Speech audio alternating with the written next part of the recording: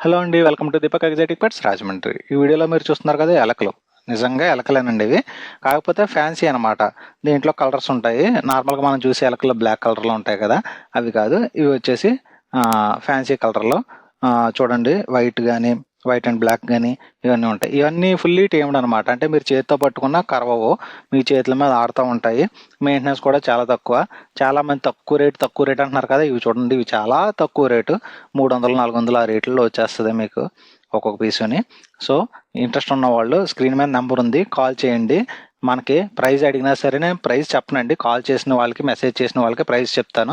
చాలామంది కామెంట్లు నెగిటివ్‌గా పెడుతున్నారు. ఎవరు ఎన్ని పెట్టుకున్నా అనవసరం. మీకు ఇంట్రెస్ట్ ఉంటే కాల్ చేయండి.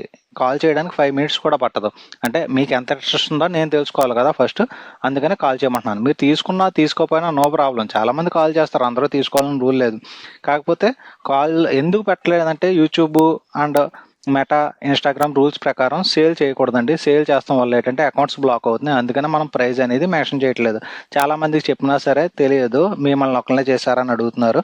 సో, అందుకని చెప్పి నేను ప్రైస్ పెట్టకపోవడానికి కారణం మెయిన్ రీజన్ అదే.